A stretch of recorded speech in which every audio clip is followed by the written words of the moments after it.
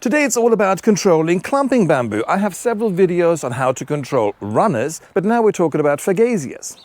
They need to be controlled as well, because like anything in the world, you know, the older they become, the wider they become. Kind of like me.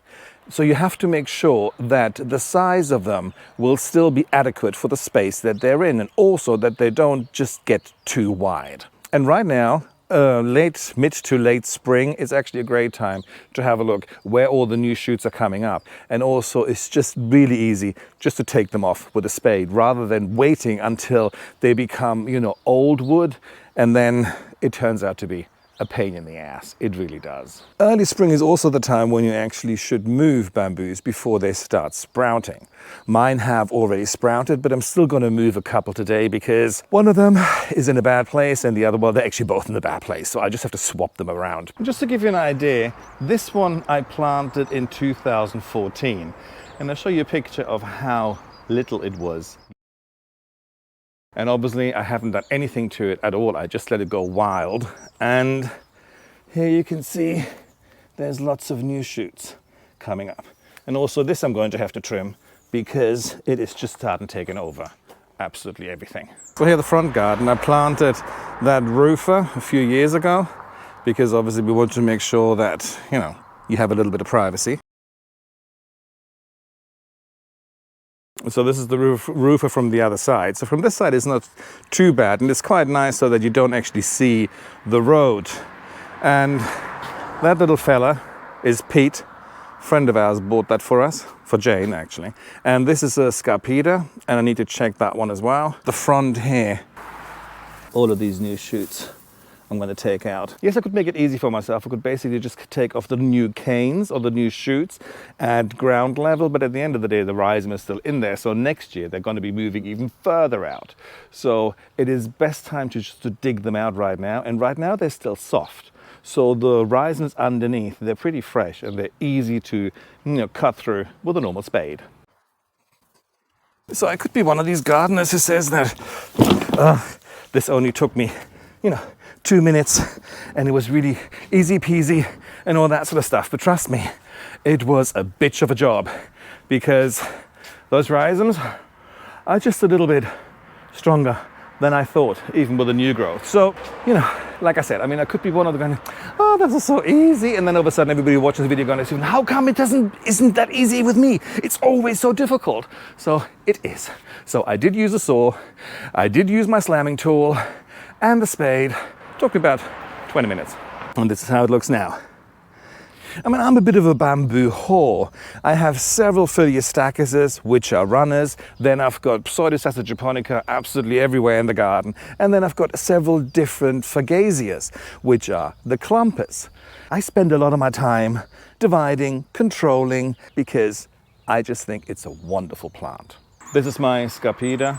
I started with this one, and all the other ones I've got all over the property come from this plant here. And here you can see as well, it's a little tight in the middle, but it starts really to fan out. Just be aware that just because it's a Fagasia doesn't mean that it doesn't get rather big. So here we come into the back of the garden, and here I've got a few Fagasia Scarpita, and they're getting quite wide, and they're also getting quite close to, you know, the neighbor's fence. So I'm going to be chopping some of that down.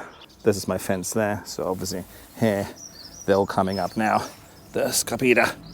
So I'm gonna be going, you know, through there and cut that off. So obviously, if I would have dug them up with a little bit more, I mean, I could even plant this one, you know, and it would become its own individual plant. But I already have so much of that stuff, I'm not gonna. But what I can show you here is, see? Look, the way the rhizomes, rather than just going up, like for example with a roofer, here with the Scarpita, they grow a little bit longer and then the canes come up. And this is why they have a much looser clump than many other Fagasias. So it is an absolute fantastic bamboo, a sexy bastard, it really is. The mature culms become like a purplish, and then you've got the green foliage, and it gets to around about 3.5, 4 meters. Amazing thing. Fagasia Scarpita or Scarpita, Asian wonder. That's the one. And yeah, you can always put it in a pot, and like a Maurerkübel or something. You can sink the pot into the ground so it doesn't look like it's in the pot, and then you have to obviously split it every so often, or just put like a little border around it. Around about this deep should just suffice. And also, you know, if the shoots come up where you don't want them, just cut them off. Easy as that. Anyway, I'm gonna have to dig out some more, but before I do that, I'm gonna move the other bamboo. But as it always is when you transplant a plant, prepare the hole first. Only a hole that's prepared is a happy hole when it's being filled. Let's take this baby out. So getting that bugger here was really not easy. My son had to help me, so he doesn't like being on camera. So this is why there is no footage. It is quite a big one. I need to dig out more. It needs a big hole, that one. And besides his impressive height, look how tight these culms are. Let's drag this bastard into its final destination. So now we're just going to water it in, and that's pretty much it. And it's going to be quite happy here. I'm sure happier than where it was. Water it well. It deserves it. So this is where it lives now. It looks nice in between the other ones. And they're all fagasias, they're all clumpers. So I'm gonna continue to hack away on my fagasias, on my clumping bamboos. And so do check them. Check them in springtime when the new culms are coming up, and if they are where you don't want them to be, or realize how wide they will become over, you know, a matter of years, then just continue to reduce them a little bit. And again, you can either plant them as individual plants or just put them in the bin like I did, because I've got way too many.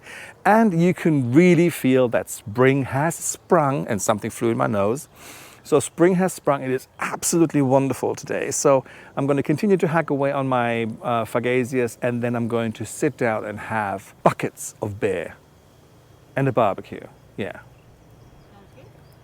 It does, doesn't it? Anyway, so I shall talk to you guys later. Bye.